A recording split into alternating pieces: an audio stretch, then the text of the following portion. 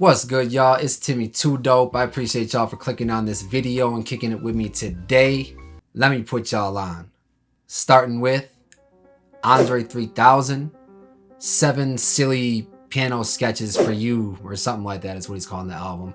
I'm just playing. 7 piano sketches is what the new album is called. He's switching it up from the flute, moving on to the piano. I think I heard one of the songs. I will assume it was the intro. The first song is what I heard so far. And I really got nothing for you. I really got no feedback on it. It was cool. I liked that the fact that he switched it up from the flute and now he's, tackling another instrument. I like the fact that he was on the Met Gala wearing a piano like it was a backpack. I really dug that. He made that look effortless. I don't know how you make a piano backpack look effortless, but if anybody can do it, it's definitely 3 stacks. Probably not going to dive into this album until the next time I take mushrooms, because that's the first time I dove into the flute album, so seems to be a trend here. But regardless, Andre 3000, new album, no bars, but new Andre 3000 album nonetheless. Next track is a track that's not necessarily new, but new to me. Recently went to a St. John concert, and the opener was a man named Jordan Hawkins, and he played a song called Love So Good. And when I tell you, this is the most sexified, I don't mean like sex is in raunchy, but like the sexiest song that I've heard in a long ass time, bro. I mean that with my entire heart. This man shredding on the guitar. The guitar is beautiful, but the vocals, bro, the vocals are angelic. And I don't mean this hyperbolic. I know people will roll their eyes when they hear me make this comparison.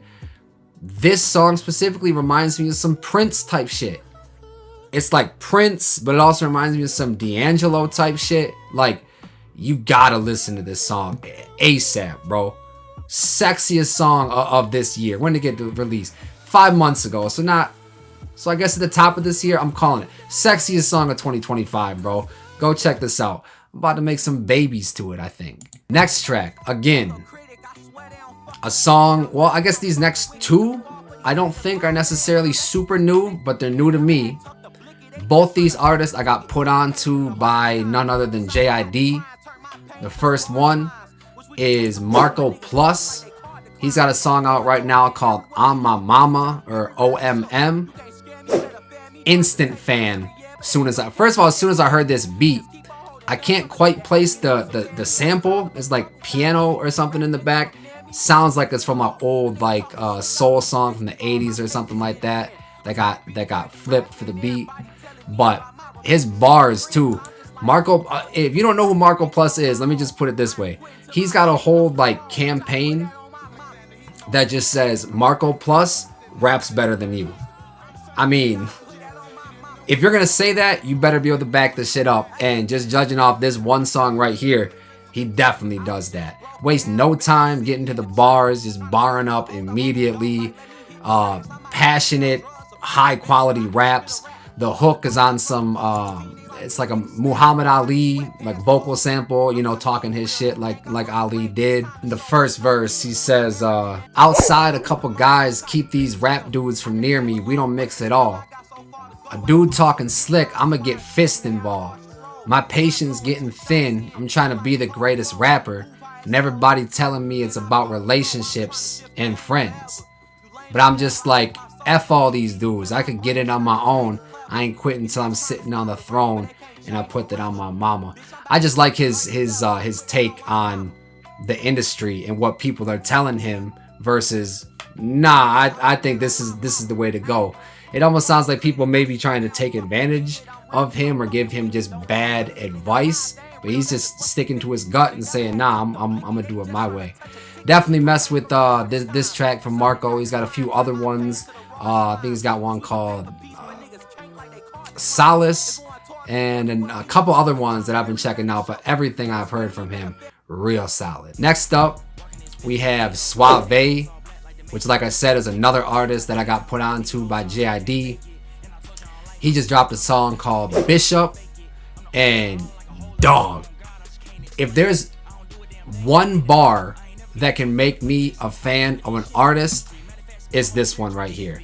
In the second verse, he says, 2025, I don't want to hear another goddamn thing about Drake or Kendrick.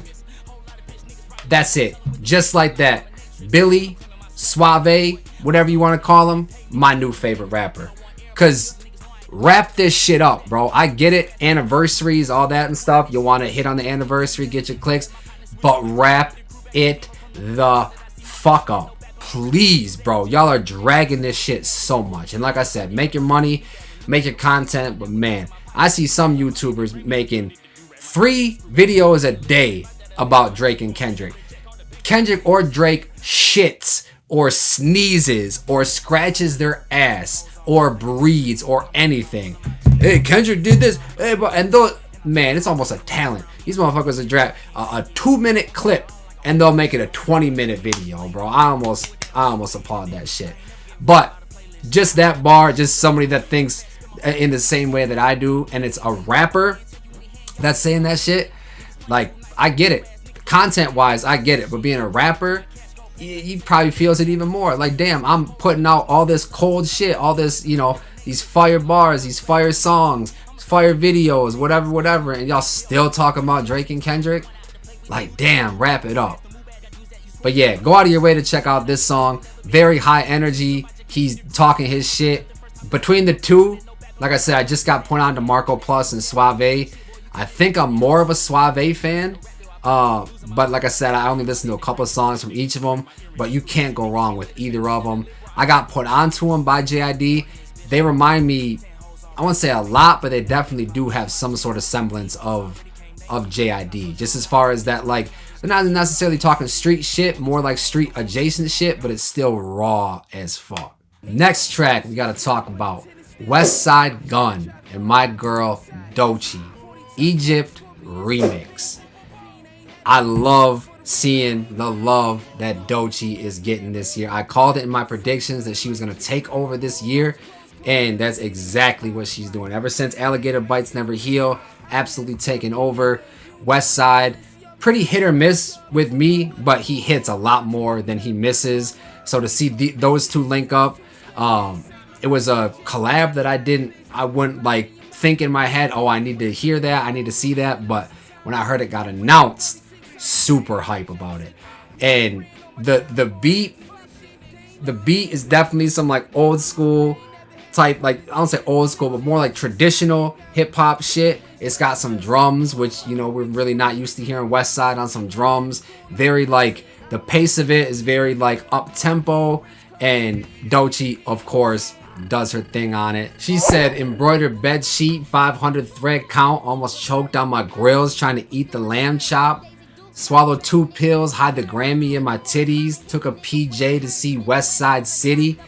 Doechii talking her shit on here, and she started her verse doing the boop boop boop boop boop. She started doing the Westside ad-libs and shit too, which I thought was dope, man. Definitely go out of your way to check this one. This one's been on repeat for me since this dropped. And the last track I want to talk about, probably my favorite track that got dropped this past week, Endangered, Innocence, Lloyd Banks, Ghostface, Killah. I forgot who said it, but I heard somebody say, you know, when you hear 2 MCs that really haven't worked together a lot, you hear them announce for a song, you think in your mind what that song would sound like, and it ends up disappointing you a lot of the time. This one right here sounds exactly like you would think a Lloyd Banks and Ghostface Killah track would sound like.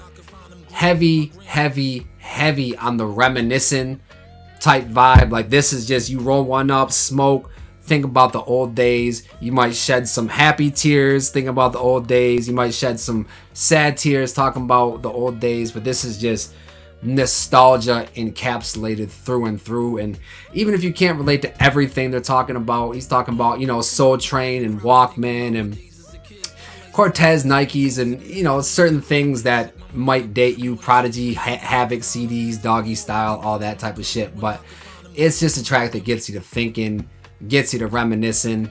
Who did the beat too? Nicholas Craven. Shout out Nick Craven on the beat too, because the beat in itself is very nostalgic.